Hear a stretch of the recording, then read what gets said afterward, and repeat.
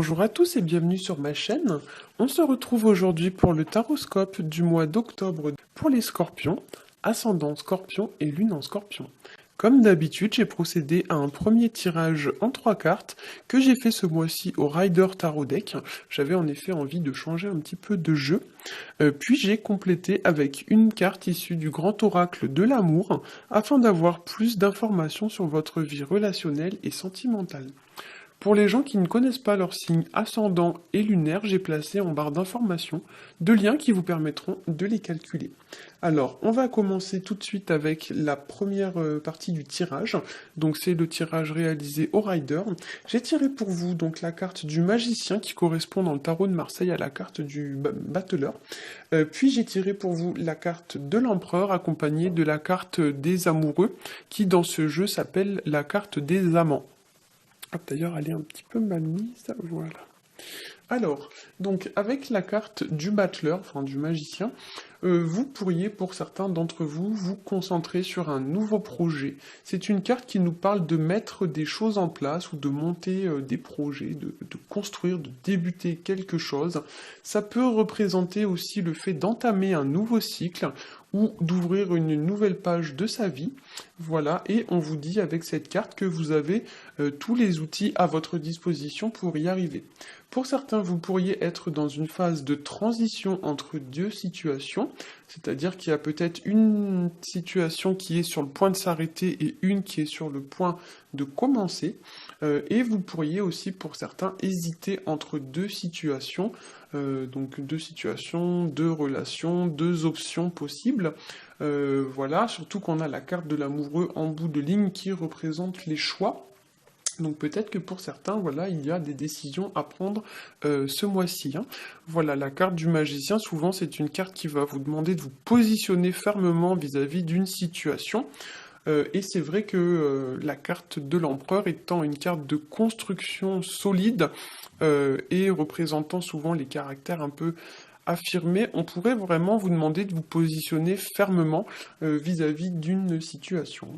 Enfin, le magicien, c'est aussi, dans ses aspects, on va dire, un peu négatifs, une personne qui cherche à vous en mettre un peu plein la vue, à vous illusionner, vous voyez, à faire passer des choses pour ce qu'elles ne sont pas forcément. Donc attention aux faux semblants avec cette carte, hein, qui vous dit que peut-être parfois les apparences sont trompeuses.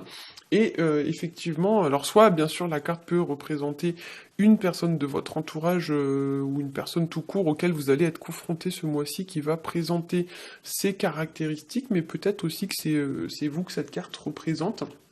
Souvent, voilà, c'est des gens qui prennent pas trop les choses au sérieux, qui sont un peu dans la déconnade, dans la rigolade, les gens qui sont pas très sérieux. Ça représente un petit peu le caractère désinvolte des adolescents et des enfants, vous voyez, qui prennent un peu tout comme ça à la légère. Donc peut-être que voilà, pour certains, il y a l'idée de se positionner et comme l'indique un peu l'empereur juste après, il y a peut-être l'idée aussi de gagner un peu en maturité ou comment dire, de devenir plus sérieux, voilà, de gagner un petit peu de monter en hiérarchie. Je sais pas comment on peut dire ça. Enfin, j'essaie de transcrire les émotions que me procurent les cartes en français, mais des fois j'ai un peu de mal à mettre des mots dessus. Ouais, c'est l'idée un petit peu de passer du caractère un peu désinvolte des enfants et des adolescents au caractère vraiment stable et sérieux du chef d'entreprise, quoi. L'empereur, souvent, c'est ce qui représente le chef d'entreprise. Donc l'empereur, c'est aussi une carte qui va nous parler d'assurance, d'affirmation, d'assumer les choses, d'assumer ses choix, de se faire respecter ou alors d'imposer ses idées en valeur, enfin en respectant ses valeurs et ses convictions. L'empereur, c'est également un symbole d'autorité, voire même dans certains cas d'autorité un peu excessive. Donc peut-être que pour certains dans votre situation, il y a des conflits d'autorité ce mois-ci ou alors des petites tensions avec des personnes qui vont symboliser l'autorité. Donc par exemple, ça peut être un conflit entre un parent et un enfant, ou encore un conflit entre un employé et son supérieur hiérarchique. Voilà ce genre de conflit entre une personne, on va dire, haut placée et une personne un petit peu en dessous. Voilà, donc ça peut être toutes les situations qui vont représenter les rapports de force, etc., etc. Voilà, si vous êtes vous-même parent, peut-être qu'il y a des conflits ou des oppositions ce mois-ci à prévoir avec vos enfants. Voilà. L'empereur, c'est également une carte qui va vous inviter à prendre une situation en main, à passer à l'action, à affronter les choses et à ne pas vous reposer, on va dire, sur vos acquis. Et d'une manière un petit peu plus anecdotique avec les deux premières cartes.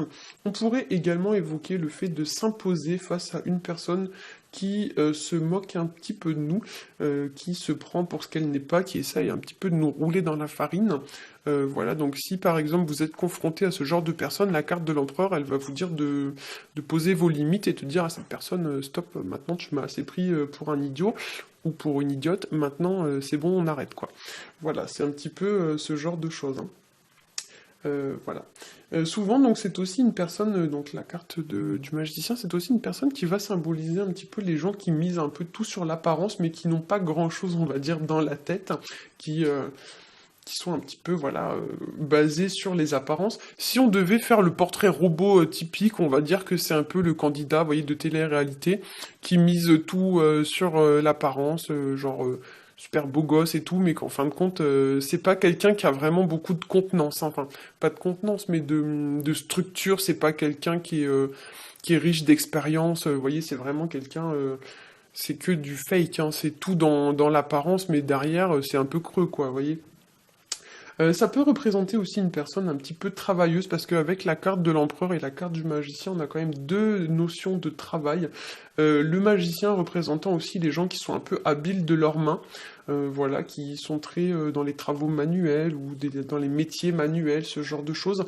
Ça peut représenter aussi tout ce qui est lié au métier où est-ce qu'il y a des tables, donc les restaurateurs, ça peut être aussi les, les secrétaires, ce genre de choses, enfin les gens qui travaillent dans les bureaux, tout ça, tout ça. Voilà. On a aussi avec ces cartes l'idée un peu d'une personne, voilà, comme je l'ai dit, qui manque un peu de structure, de consistance, qui n'a pas franchement la tête sur les épaules, ou qui n'a pas la carrure nécessaire pour prendre des responsabilités. Et du coup, on va vous demander peut-être de gagner justement en responsabilité, voilà, de prendre un peu d'étoffe, hein, de prendre un peu de galon.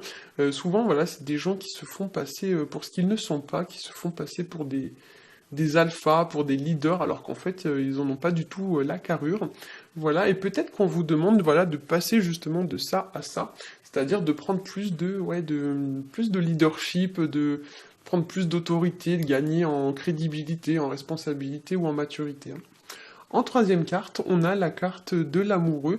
Donc c'est une carte qui va nous parler bien évidemment de relations sentimentales, mais c'est surtout une carte qui va évoquer le fait de faire des choix au regard d'une situation, puisqu'effectivement, souvent, elle va représenter le fait de s'engager dans une direction, comme si vous aviez devant vous un carrefour, il y a une route qui part à gauche, une route qui part à droite, et on vous demande de choisir quelle est la route que vous voulez emprunter, hein.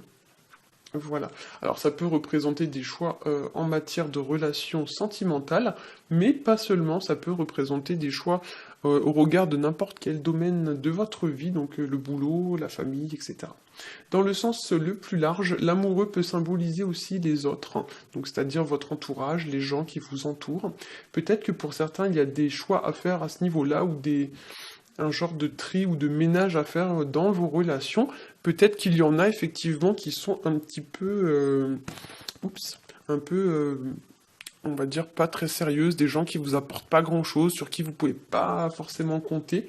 Et peut-être qu'effectivement, comme l'indique la carte de l'empereur, on va vous demander de privilégier les gens qui ont une certaine crédibilité, une certaine maturité, qui peuvent vraiment vous apporter un petit plus dans votre vie, euh, plutôt que des gens, voilà, qui se moquent un petit peu de vous, hein. Voilà, sur le plan sentimental, avec la carte de l'amoureux, qui s'appelle dans ce jeu les amants, on pourrait bien sûr parler d'hésiter entre deux personnes, ou alors de devoir faire un choix parmi ces deux personnes.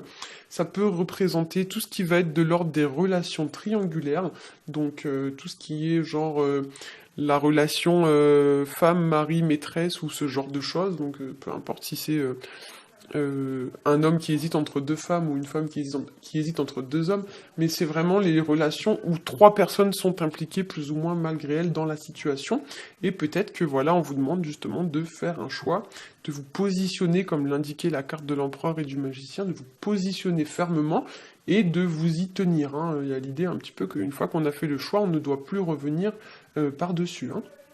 Voilà. C'est aussi une carte qui va nous parler d'élévation. Enfin, il y a un petit peu quelque chose de divin avec cette carte. Alors, on le voit pas forcément très bien dans cette version-là du Rider, mais vous voyez dans la version un petit peu plus française, on va dire, du tarot de Marseille, c'est une carte qui va nous parler vraiment de quelque chose de divin, puisqu'on y voit un ange venu du ciel qui frappe une personne avec sa flèche. Donc il y a effectivement bien sûr l'idée de faire un choix sur le plan sentimental, mais peut-être que ce choix, voilà, il est un peu de l'ordre du divin, dans le sens où les choses devaient se passer un peu comme cela, hein. Voilà. Alors, au niveau de la carte pour le tirage relationnel et sentimental, j'ai tiré pour vous la carte 9 qui s'appelle la carte départ. Alors, pour certains, on va parler ici d'éloignement, de distance, de repli sur soi. C'est la carte qui porte le numéro 9 et dans le tarot de Marseille, le 9 c'est la carte de l'ermite, hein. Donc effectivement, on a un peu l'idée d'isolement, de partir un petit peu pour faire le point, de se mettre un peu en retrait ou à l'écart. C'est une carte qui peut nous parler également de mouvement, de déplacement, alors tout type, hein, de déplacement. Ça peut être un déménagement, ça peut être une mutation professionnelle, ça peut être un voyage, n'importe quel genre de déplacement. Je rappelle quand même qu'on est dans un tirage général, donc chacun de vous adaptera en fonction de sa situation, mais là effectivement c'est donc le départ, donc bien sûr quand il y a un départ il y a une arrivée, puisque quand on quitte une situation on arrive dans une situation, donc peut-être que vous allez partir d'une situation, ou peut-être qu'une personne va partir d'une situation pour arriver dans votre vie, hein. Voilà. Ça peut également, pour certains d'entre vous, nous parler en fait de quitter quelque chose pour obtenir quelque chose de mieux, de plus haut, de plus élevé, de plus épanouissant, puisqu'il y a quand même dans cette carte une forte notion d'ascension, notion qu'on va retrouver aussi avec la carte des amoureux, puisque vous voyez, c'est une carte en forme de triangle où les personnages sont placés en forme de triangle, donc il y a un mouvement quand même d'élévation vers le haut. Le mouvement qu'on retrouve aussi dans cette carte. Et la carte de l'empereur, elle nous parle aussi de gagner en autorité, donc on a encore un mouvement vers le haut, hein. Voilà. Pour certains aussi, on pourrait nous parler d'évasion, d'avoir envie de bouger, de liberté, de voyager, etc., de partir à l'aventure, ou encore de sortir de sa zone de confort. Voilà, ça peut aussi représenter le fait de prendre un peu d'air, un peu de distance vis-à-vis d'une relation ou d'une situation, ou encore le fait de mettre un terme, que ce soit définitivement ou pas, ça peut être un terme temporaire, hein, mais il y a l'idée peut-être voilà, de faire une pause et d'aller un petit peu prendre l'air pour ensuite revenir dans une situation avec les idées un peu plus claires, hein. Voilà. J'espère que ce tirage aura pu vous aiguiller, j'espère qu'il vous a plu. Si c'est le cas, n'hésitez pas à liker, à partager et à vous abonner. Pour ma part, je vous souhaite un très bon mois d'octobre et je vous dis à bientôt.